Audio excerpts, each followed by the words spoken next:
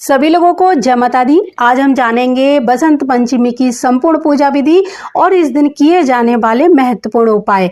जैसा कि आप जानते हो, हिंदू पंचांग में सरस्वती पूजा का विशेष महत्व होता है। सरस्वती माता की कृपा से ही आज हम बोल पाते हैं। आज हम जो कुछ भी कर पाते हैं वो सिर्फ माँ सरस्वती की कृपा ही है। दुनिया में कोई भी व्यक्ति ऐसा नहीं है कि माँ शारदा की कृपा के बिना कुछ भी बन पाए। तो माँ शारदा की इस दिन पूजा कैसे करनी चाहिए, चलिए इस पर थोड़ी सी एक नजर डालते हैं। जब शब्द नहीं थे तो प्रकृति बहुत ही सुनी सुनी थी, लेकिन जब माँ सरस्वती ने इसमें सुर और संगीत को मिक्स किया तब ये प्रकृति बहुत ही ज़्यादा अनोखी हो गई। तो आज हमारी उन्हीं सरस्वती माता का है जन्मदिन, तो हमारा भी फर्ज बनता है कि उन्हें कुछ उपहार दें। बसंत पंचमी के दिन ही माँ सरस्वती जी की उत्पत्ति हुई थी, तो इस दिन को माँ सरस्वती जी के जन्मोत्सव के रूप में मनाया जाता है। इस दिन पीले वस्त्र धारण करने चाहिए और पीला भोजन पकाकर माँ शारदा को अर्पित करना चाहिए, प्रसाद बांटना चाहिए और खुद भी ग्रहण करना चाहिए।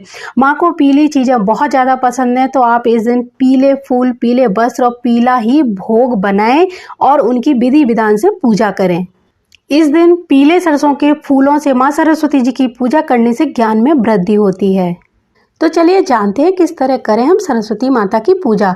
सरस्वती माता की पूजा वाले दिन आपको सुबह स्नान करने के बाद पीले वस्त्र पहनने हैं। आपके घर में अगर कोई सरस्वती माता की मूर्ति है तो उसको जल से स्नान अवश्य कराएं, अगर वो मूर्ति धातु की है तो सरस्वती माता की चित्र या फिर मूर्ति को अच्छे से कपड़े से पोंछने के बाद में एक लकड़ी की चौकी पर पीला कपड़ा बिछाकर उस पर रखें। धूप दीप नैवेद्य से उनका पूजन करें, पीले पुष्प चढ़ाएं। सरसों के पुष्प मिल जाते हैं तो बहुत अच्छा है। पीले भोजन का उनको भोग लगाएं। आप चाहें तो केसर या भात यानी चावलों में पीली हल्दी या केसर डालकर चावल का भोग बना सकते हैं। बाकी आपकी सामर्थ्य और इच्छा के अनुसार जो भी आप माता को अर्पित करना चाहें वो उन्हें सभी स्वीकार होगा। इस तरह आप पूजन करें। लास्ट में आपको करना है एक हवन, क्योंकि कोई भी पूजा बिना हवन के पूरी नहीं मानी जाती। आरती करें और क्षमा याचना अवश्य करें। उसके बाद प्रसाद लोगों में बांटें और खुद भी ग्रहण करें। हवन अपनी सामर्थ्य के अनुसार जितने मंत्रों से करना चाहें उतना कर सकते हैं। तो इस प्रकार करनी है माँ सरस्वती जी की आपको पूजा। अगर आपके घर के पास कोई शिव मंदिर हो तो आप 21 सरसों के पुष्प शिव जी को अर्पित करें और एक जल का लोटा अवश्य चढ़ाएं और विश्व शांति और विश्व कल्याण के लिए प्रार्थना अवश्य करें। इसके साथ ही साथ आपको एक बात का ध्यान रखना है कि इस दिन माँ सरस्वती जी के सामने अपनी आजीविका चलाने वाले जो साधन है, जैसे कोई लेखक है तो उसकी कलम हो गई, कोई चित्रकार है तो उसके पेंट हो गए, इसी तरह जो लिखने का पढ़ने का काम करते हैं तो उनकी कलम, पुस्तक, लैपटॉप और जो म्यूजिक का काम करते हैं उनका वाद्य यंत्र, इस तरह की चीजें पूजन के समय वहां पर रखें और इन सभी चीजों का पूजन भी करें। साथ ही साथ बच्चों की किताबें भी रखें और बच्चों को अवश्य इस पूजा में बिठाएं। बच्चों की पुस्तक और पेन, पेंसिल सभी चीजें वहां रखकर उनको गंगा जल से एक बार हल्का सा छींटा देकर पवित्र करें और उनका भी पूजन करें और साथ ही साथ बच्चों से भी कराएं। इसके बाद माँ सरस्वती जी के बीज मंत्र का उच्चारण करें। बीज मंत्र है ऐं। प्रार्थना कैसे करनी है आपको ये सुनिए। जैसे कि अगर आप एक लेखक हैं तो आप अपनी जो कलम है उसको हाथ में रखकर माँ से विनती करेंगे कि हे माँ, ये मेरी कलम है, इसी से मेरा काम चलता है, तो आप इस कलम में इतनी ऊर्जा भर दीजिए कि मैं जो भी काम करूँ उसमें हमेशा सफलता प्राप्त करूँ। तो इस तरह से अपनी जो भी आजीविका चलाने का सामान है उसको वहाँ रखकर इस तरह माँ सरस्वती जी से आप प्रार्थना करेंगे। जो बच्चे पहली बार स्कूल जाने वाले हैं उनका इस दिन पट्टी पूजन अवश्य कराएं। पट्टी पूजन कराने के लिए आपको हल्दी या फिर केसर की इंक बनानी है और तुलसी या फिर अनार की कलम बनाकर किसी कपड़े पर, किसी भोजपत्र पर, आप चाहो तो किसी सादा कागज पर ही बच्चे का हाथ पकड़ के 5 शब्द लिखवाने हैं। कौन कौन से? माँ सरस्वती जी का जो बीज मंत्र है ऐं, उसको लिखवाइए।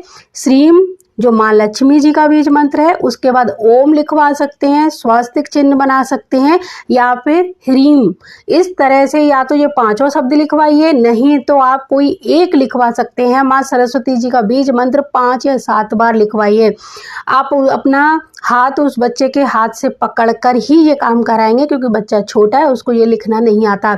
इससे बहुत ही ज़्यादा फायदा ये होगा कि माँ सरस्वती जी के नाम के साथ उस बच्चे की जो शिक्षा है वो शुरू होगी, जिससे कि उसके आने वाले जीवन में शैक्षिक जो योग्यता है वो बढ़ेगी और बल और बुद्धि में भी उसके में बढ़ोतरी होगी। और माँ लक्ष्मी और माँ सरस्वती जी के साथ सभी देवी देवताओं की कृपा भी उस बच्चे पर बनी रहेगी। तो इस तरह से आप पट्टी पूजन करा सकते हैं।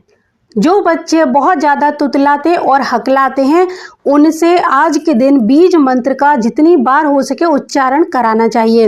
इसके साथ ही साथ जिन लोगों में बहुत ज़्यादा वाणी दोष पाया जाता है, यानी जो लोग बात बात पर गाली दे के बात करते हैं या फिर बहुत तेज़ी से गुस्सा करते हैं अपनी बात पर, यानी अपनी वाणी पर जिनका कंट्रोल नहीं रहता है, उन लोगों को भी इस दिन बसंत पंचमी वाले दिन ये उपाय करना चाहिए जो मैं भी आपको बताने जा रही हूँ।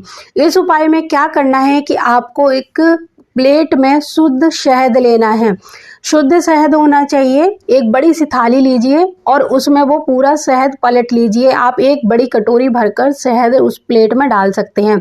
उसके बाद में आपको अपनी अनामिका उंगली से माँ सरस्वती जी का जो बीज मंत्र है उसको लगातार प्लेट में जो शहद पड़ा है उसी में लिखते जाना है। कब तक? जब तक कि तुम थक ना जाओ, यानी जब जो व्यक्ति लिख रहा है वो थक ना जाए तब तक। अगर बड़ा व्यक्ति है तो लिख पाएगा, अगर छोटे बच्चों में इस तरह की आदत है तो माता पिता ये काम कर सकते हैं। और आप जितनी चाहो उतनी बार उस बीज मंत्र को लिखते जाइए पूरी श्रद्धा भक्ति के साथ, उसमें खो जाइए।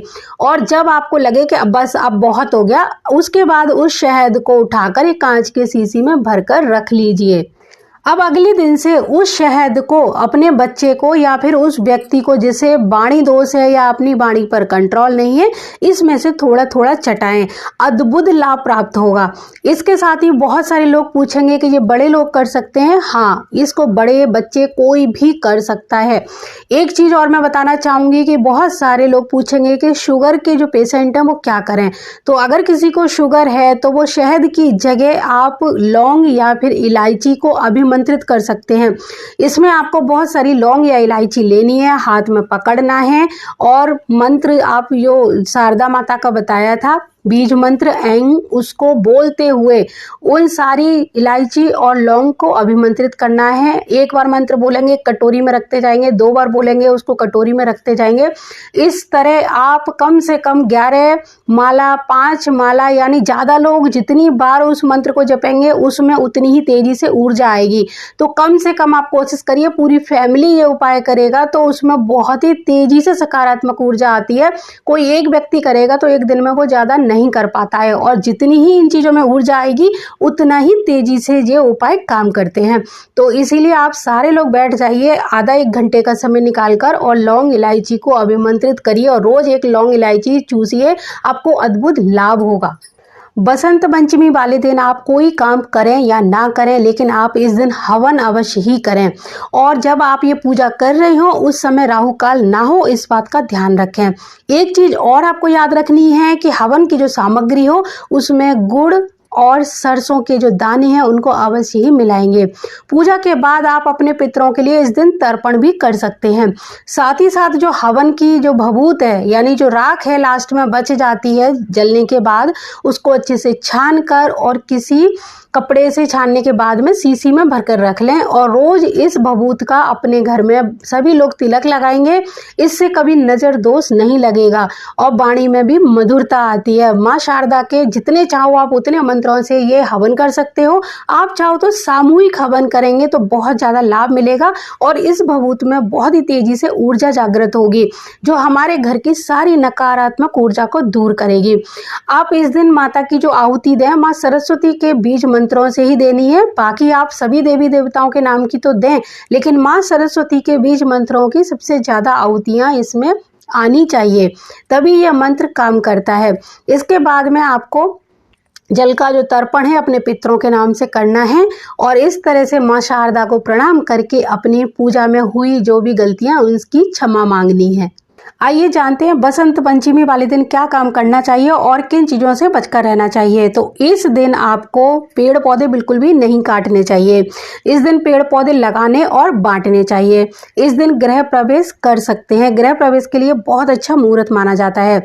इस दिन 5 शुभ चिन्ह ओम, स्वास्तिक, ह्रीम, श्रीम और ऐंग, इनको हल्दी या केसर की इंक और अनार की कलम से किसी भोजपत्र या फिर कपड़े पर या सादा कागज पर लिखकर यानी बनाकर अभिमंत्रित कर लें, पूजा में रखें और जो माँ सरस्वती जी के मंत्र हैं उनकी 3 मालाओं से इनको अभिमंत्रित करके अगले दिन इसको फ्रेम कराकर अपनी दुकान या घर के मुख्य द्वार पर लगा दें। इससे आपके घर में सकारात्मक ऊर्जा बनी रहेगी। साथ ही साथ इस दिन मुख्य द्वार पर ये सब लगाने के बाद में गंगा जल से उस जगह को पवित्र अवश्य ही करें, पोंछ के उसके बाद इसको लगाएं।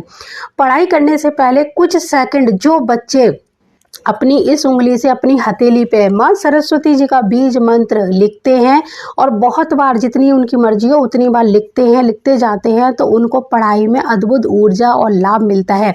जो बच्चे पढ़ाई में मन नहीं लगा पाते, फोकस नहीं कर पाते, वो लोग माँ सरस्वती जी का बीज मंत्र अपनी हथेली पर या फिर कॉपी पर जितना चाहें उतनी बार लिखना शुरू करें और उसके बाद पढ़ाई शुरू करें। यकीन मानिए आपको बहुत ज़्यादा लाभ मिलेगा।